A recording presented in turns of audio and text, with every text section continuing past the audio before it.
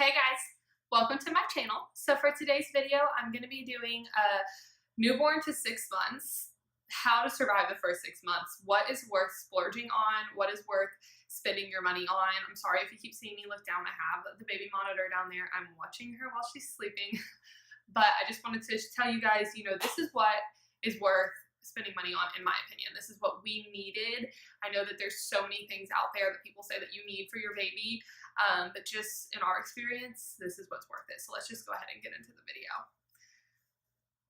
So the first thing that we needed, and we actually didn't buy until later on, and we totally regretted it, is a DockATot.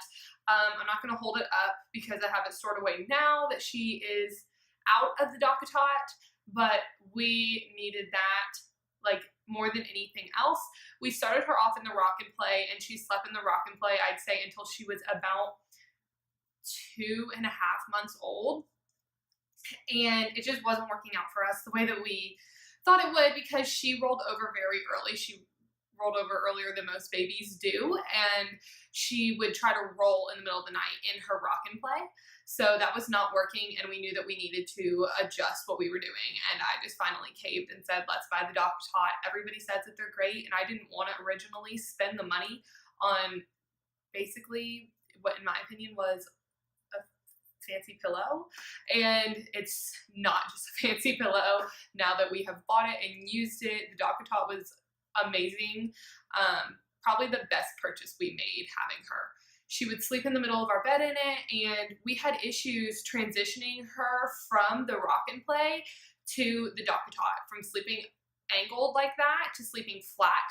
And I could not imagine if we had waited even longer, because I know that some people leave their babies in the rock and play until 4 or 5 months, and I couldn't imagine her not knowing how to sleep flat at that age because of how hard the transition was. We would put her in the crib and instant screaming because she did not want to lay flat. She wanted to be upwards. So the rock and play really spoiled her, and we would not use a rock and play as a sleeper again. We would only use the DockATot. It was great, and it was a smooth transition from sleeping in our bed in the DockATot to sleeping in her own crib in the DockATot. And then once she was rolling in the DockATot, once she figured out how to do that and because the sides kind of held her in, so she wouldn't roll even though she knew how, but once she figured out that she could, that's when we took the DockATot out, and she's been in her crib ever since, no issues. So definitely recommend the DockATot.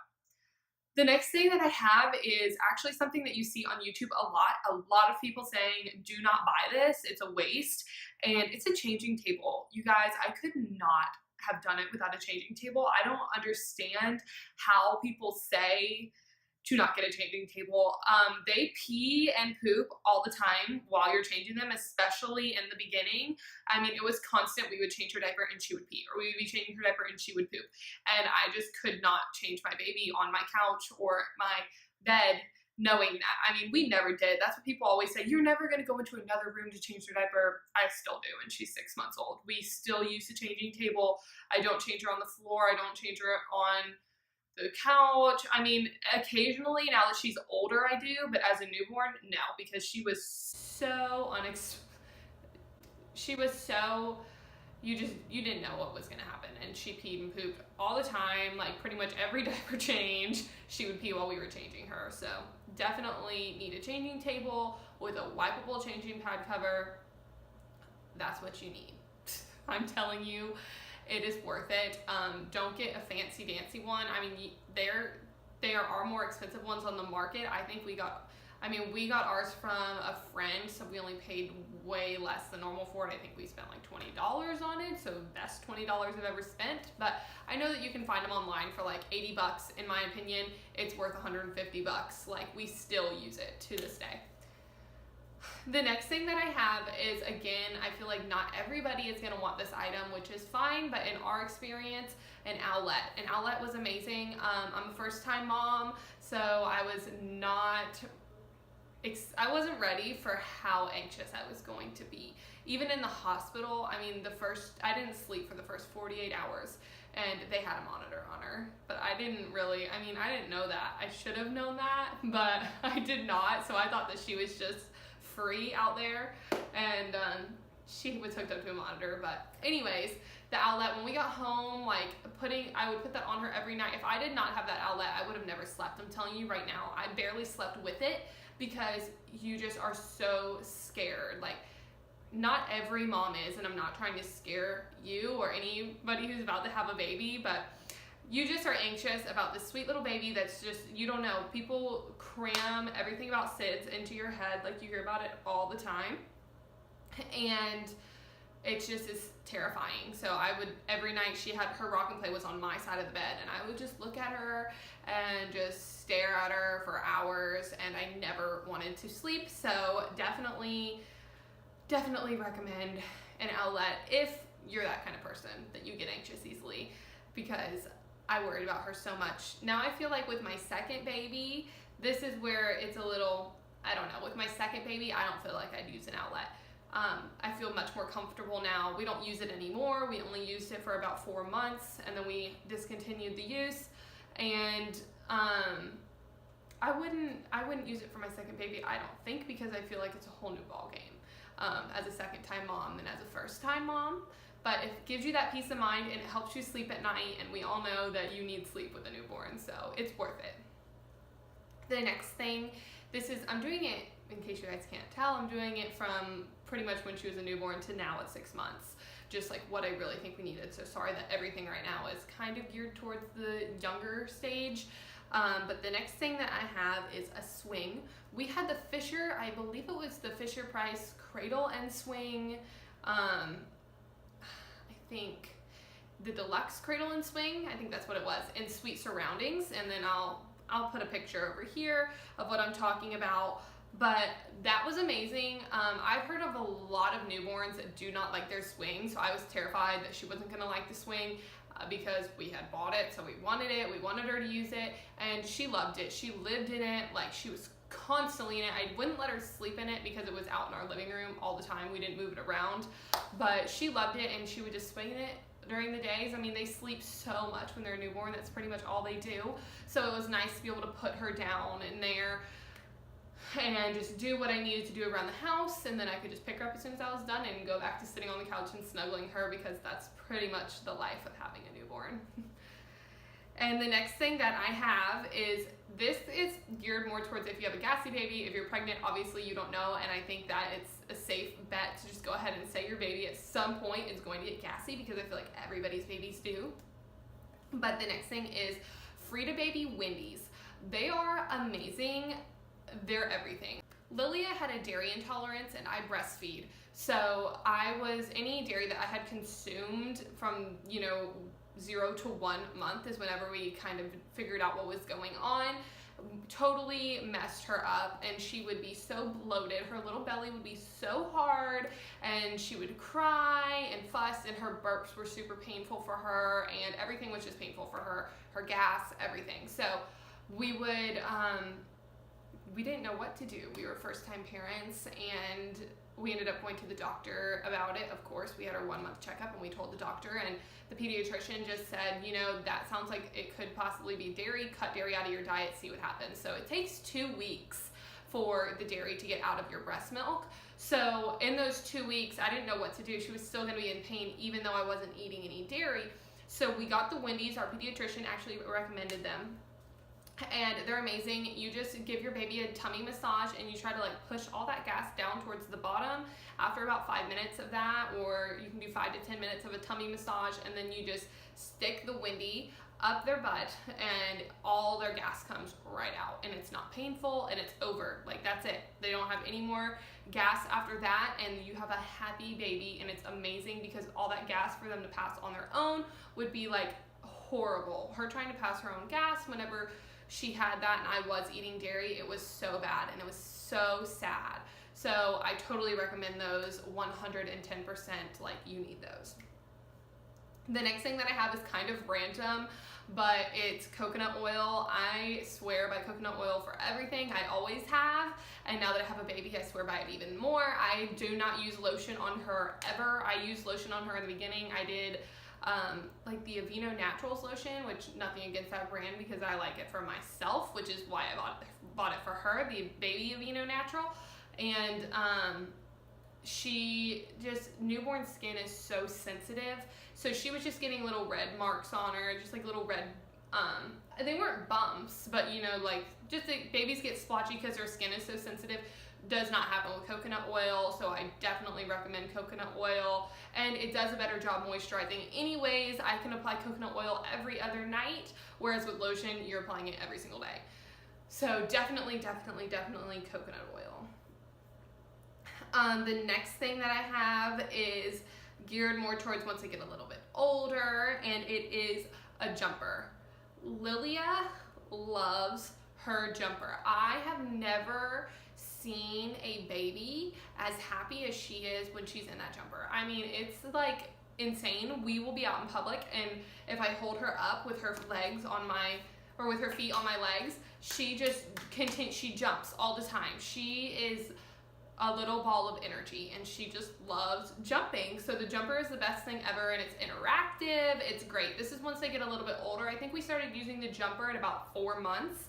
And yeah, it was somewhere in the 4-month range after she had turned 4 months old, because that's the youngest age that they recommend you using a jumper. So we put her in there, and I mean, from the 4 months to like 4.5 months, she was confused. And once she figured it out, in love. It is the best toy by far. She still loves it. It grows with her. Like, you can adjust the height on it. The one that we have is by Baby Einstein, and you can see her jumping in it, but it is amazing, and I definitely recommend it. I think if there's anything on this list for you to buy, it would be this and the DockATot. Like, I live for this jumper because she is so happy in it. We can put her in it and she can watch TV, she can play, she can interact.